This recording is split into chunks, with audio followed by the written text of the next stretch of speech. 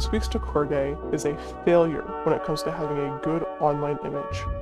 He gets into arguments and drama with other people on Twitter, he vents about his game not getting enough attention publicly, he whines about people data mining his ARG game. It makes him look terrible. I understand that he is a 19-year-old. 19-year-olds can act mature and keep their cool in public. You posting on the internet, particularly when you have a following, should be treated as just that. Being in public. If you think posting something online would make you out to be a jerk, or immature if you said it IRL, then don't post it. Also, people are allowed to not be interested in your game. Your friends are allowed to not be interested in your game. I understand that emotionally it kinda sucks, but that's just how it is, unfortunately. It doesn't matter if your friends are also content creators and you were really hoping they might play it on their channel. You also shouldn't vague post about them on Twitter when they don't play your game. It isn't a good look for somebody trying to build a following and, presumably, a good reputation.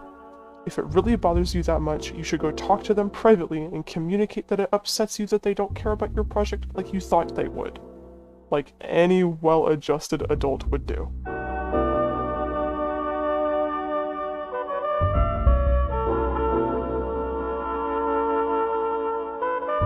Squeaks is awful at handling any sort of controversy within his community. If anyone so much as utters the word groomer, they're banished immediately. Banning one of the oldest main team members over feet jokes, when one of the people involved in the dogpile against them was also in 2 feet and making the same jokes, is really particularly bad.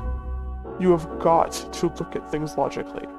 Just because a handful of people started talking about how the feet jokes were hurting them, doesn't mean that person deserves to be outcast. Realistically, that was a situation that should have, and could have been, handled privately. The person in question seemed very willing to change based on others' comfort level, as seen by them telling their GC to quit making those jokes once somebody alluded to how they felt it was sexual. They were so clearly not a predator, and it's aggravating to see the trigger pulled on them so readily. OMG, I can't believe how hypocritical they are because they enacted a no NSFW rule on the server, but were making feet jokes.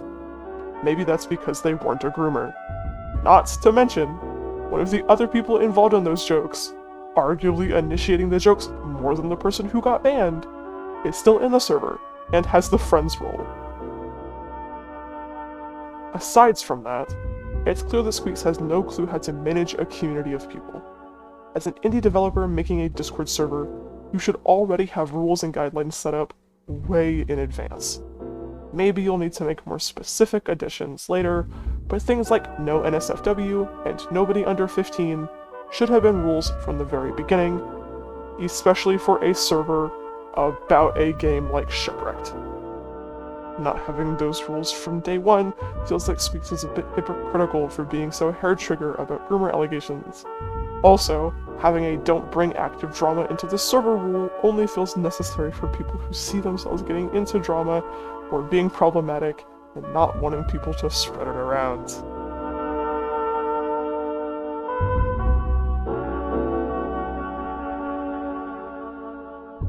The direction Squeaks has taken the series into is self-sabotage.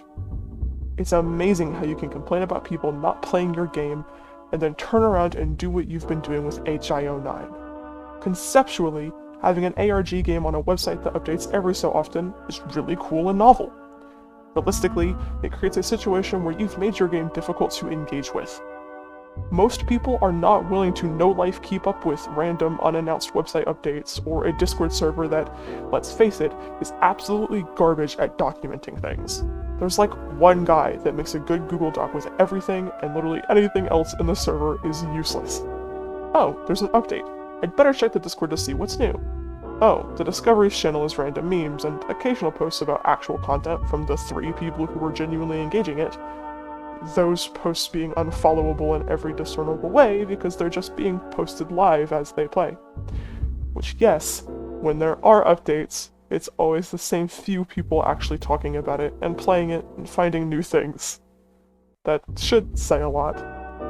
You have made an experience that will make a great YouTube video essay in a few years once everything is done and over with, but that just about nobody will actually play for themselves. Even right now, if somebody new were to come along and try to get into HIO9, they would likely be off-put by not really getting to experience all there is themselves, because things update and change. They would instantly feel left out because they weren't there to see things as they happened. You, as a game developer, should want as many people to play your game as possible.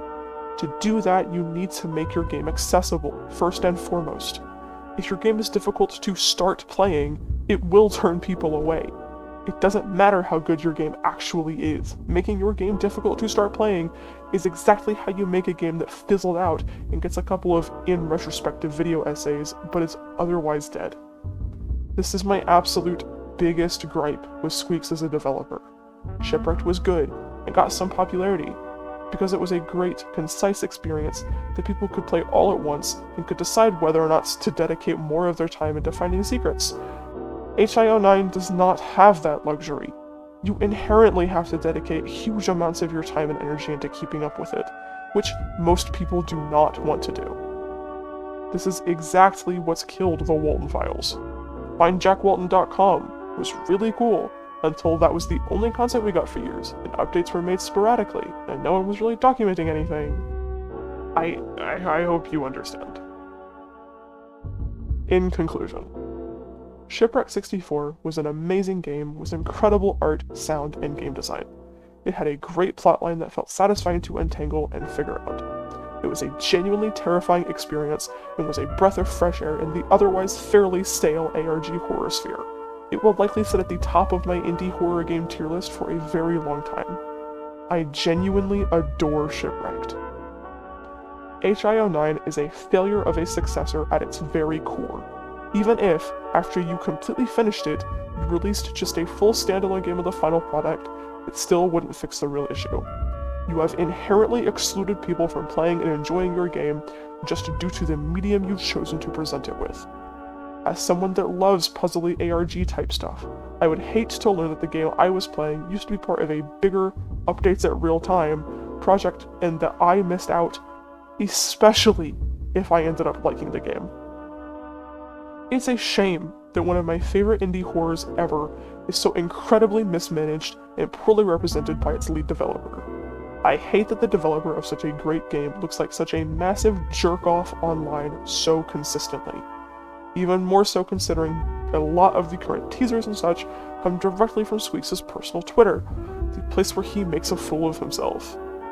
I wish Squeaks would man up and start managing things better, but I sincerely doubt that will ever happen.